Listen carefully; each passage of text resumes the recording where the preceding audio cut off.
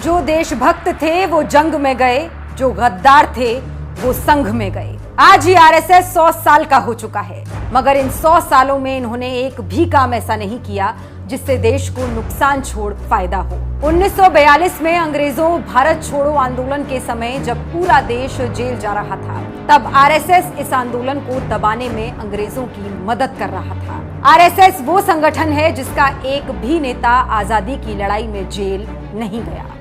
ये वो संगठन है जो भगत सिंह, चंद्रशेखर आजाद और महात्मा गांधी जैसे क्रांतिकारियों को अराजक कहकर ब्रिटिश शासन के पक्ष में काम करता रहा था।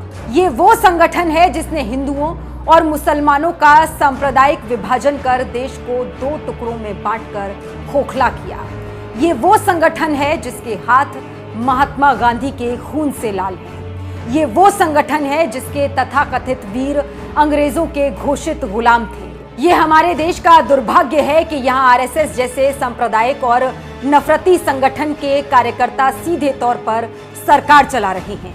जो लोग संविधान की जगह शुरू से मनुस्मृति की वकालत करते रहे हैं, अब वही लोग हमारे देश में मुख्यमंत्री और प्रधानमंत्री बन रहे हैं। ऐसे में उनसे सामाजिक, राजनीतिक और आर्थिक न्याय की उम्मीद कैसे करें?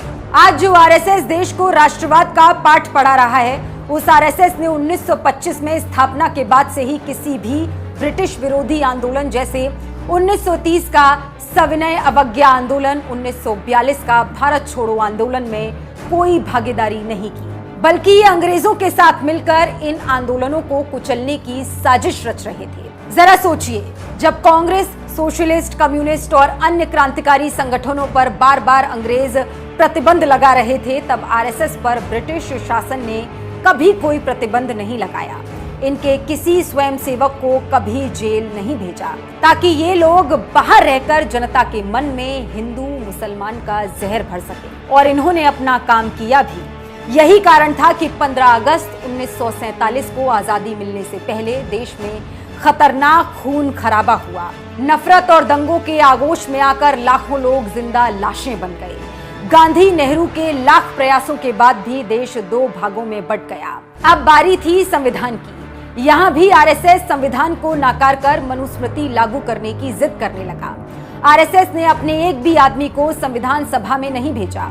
आरएसएस ने हमारे राष्ट्रीय ध्वज तिरंगे का अपमान किया, उसे हानिकारक बताया।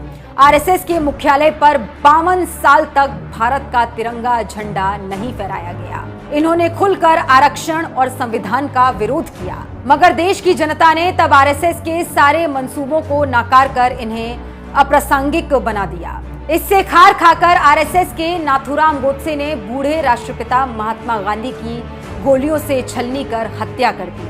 आज आजादी के 78 साल बाद भी आरएसएस का सिर्फ एक ही काम है, देश में हिंदू मुसलमान की आग लगाकर सत्ता पर कब्जा करना, देश की संस्थाओं पर कब्जा करके नफरत और उन्माद फैलाकर अपनी मनमानी करना।